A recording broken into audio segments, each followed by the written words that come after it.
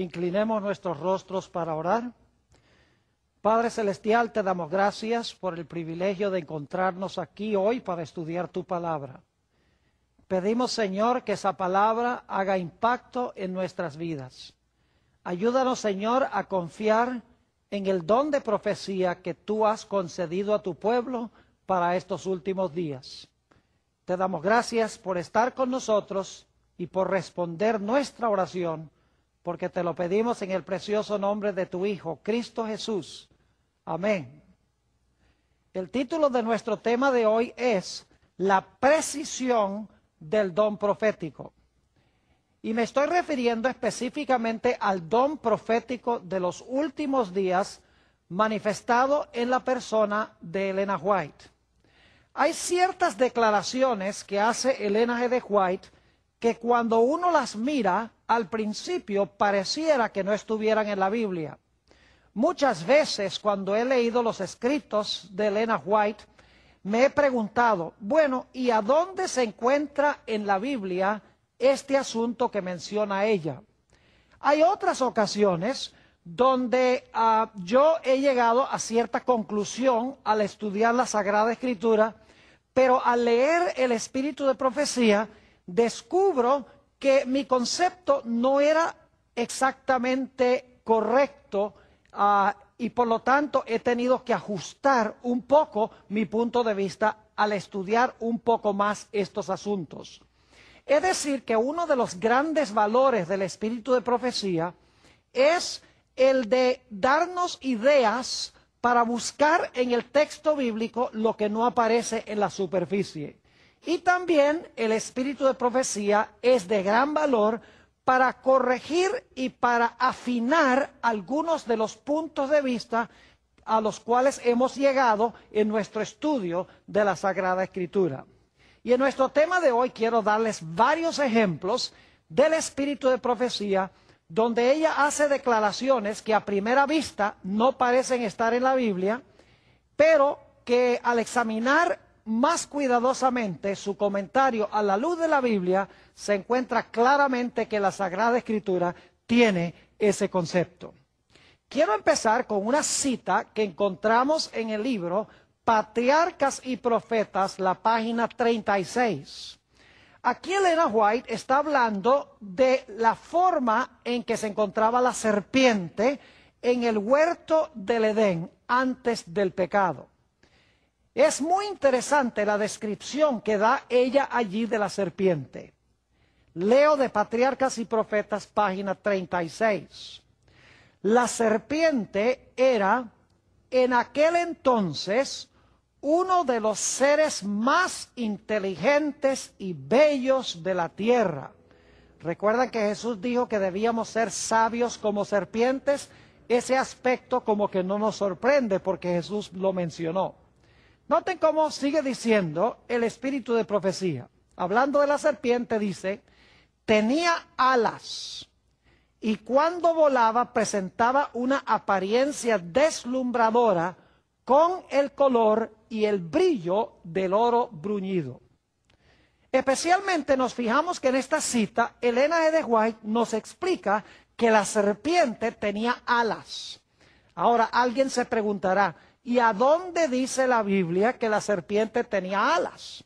A primera vista, Elena G. de White está diciendo algo aquí que no es tan descabellado, pero que aparentemente no está en la Sagrada Escritura. Pero yo quiero decirles que sí está en la Sagrada Escritura. Permítanme compartir con ustedes 3 avenidas para saber que lo que dice Elena White tiene precisión. En primer lugar, en Isaías 14 y el versículo 29 se mencionan serpientes con alas. Note lo que dice Isaías 14 y el versículo 29. No te alegres tú, Filistea toda, por haberse quebrado la vara que te hería, del que te hería, porque de la raíz de la culebra saldrá áspid, y su fruto serpiente voladora. Noten que en este texto se menciona una serpiente voladora. No solamente tenemos este texto de Isaías 14:29, sino que la arqueología, que es la ciencia de excavar las civilizaciones antiguas, ha descubierto muchas obras de arte antiguas donde se pintan serpientes con alas. Por ejemplo, en Egipto, en las pirámides, se han hallado ilustraciones dentro de las pirámides con serpientes que se pintan con alas. Obviamente los antiguos tenían el concepto de que la serpiente originalmente tenía alas. Además de eso, en Génesis, el capítulo 3, tenemos un detalle muy interesante. Génesis, el capítulo 3, y quiero leer el versículo 14. Aquí la serpiente, Satanás la ha usado para tentar a Eva. Y quiero que noten la maldición que Dios pronuncia en contra de la serpiente. Dice allí, en Génesis 3:14, y Jehová Dios dijo a la serpiente, por cuanto esto hiciste, maldita serás entre todas las bestias y entre todos los animales del campo. Sobre tu pecho andarás y polvo comerás todos los días de tu vida. Noten la maldición de la serpiente. Dios le dice a la serpiente, te vas a arrastrar sobre tu pecho y vas a comer polvo. Eso no hubiera sido ninguna maldición si la serpiente antes de esto ya se estaba arrastrando y ya estaba comiendo polvo. Esto claramente indica que la serpiente antes del pecado no se arrastraba ni comía polvo. Es una indicación clara de que la serpiente volaba.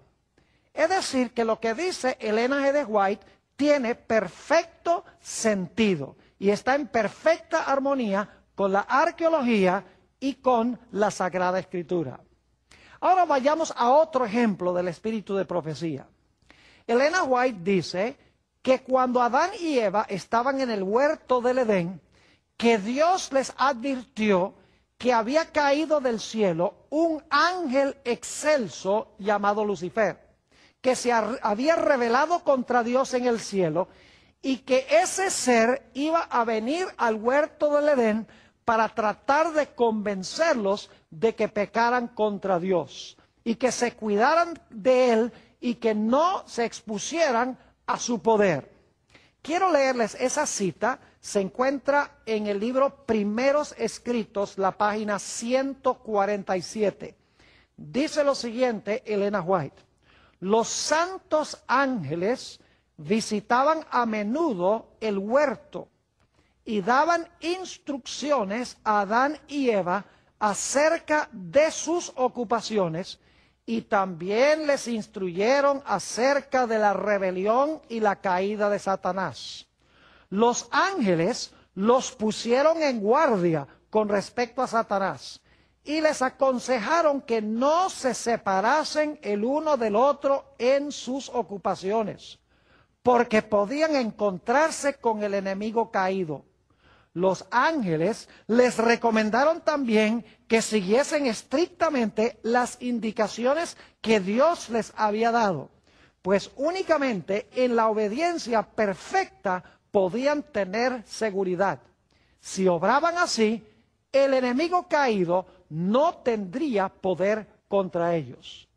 Ahora, fíjense qué interesante que Elena G. de White dice que Dios le había advertido a Adán y Eva que un ángel poderoso había caído del cielo y ese ángel iba a venir al huerto para procurar tentarlos a que pecaran contra Dios.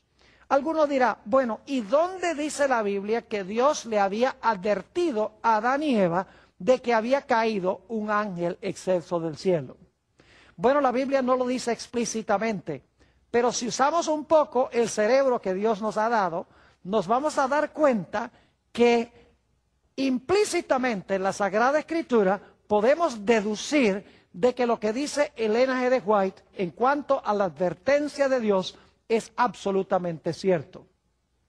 Quiero que noten en 2 de Corintios, el capítulo 11 y el versículo 14, un dato muy interesante en cuanto al poder que tiene Satanás.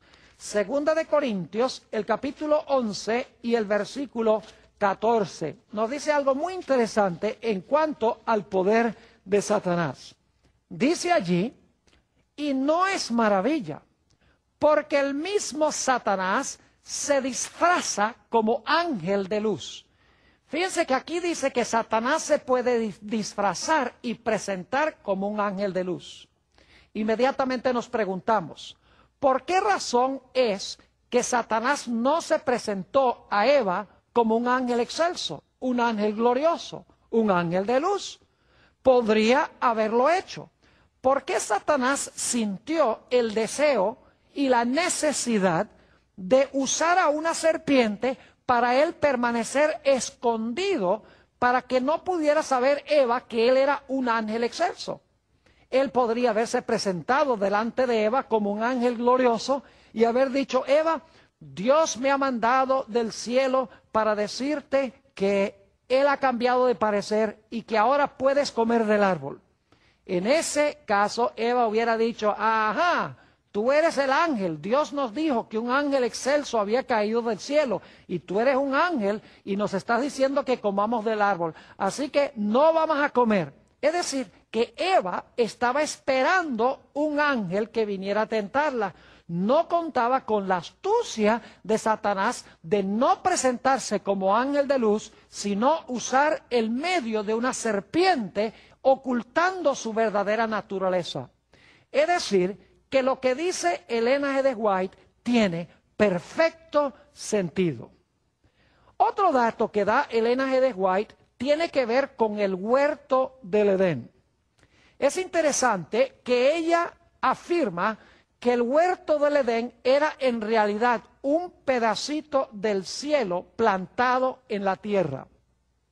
Es decir, que no era parte de la creación original de Dios de este mundo, sino que Dios esa porción de la tierra la tomó del cielo y la trasplantó acá.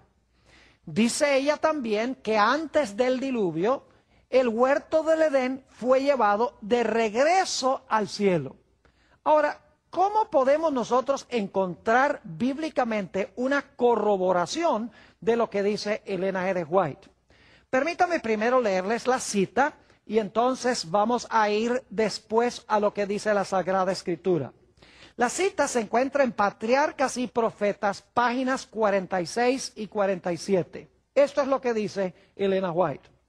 El huerto del Edén permaneció en la tierra mucho tiempo después que el hombre fuera expulsado de sus agradables senderos. Y ustedes recuerdan que Dios puso querubines a la entrada del Edén para que no pudiesen ellos entrar al huerto. Es decir, el huerto era una sección especial.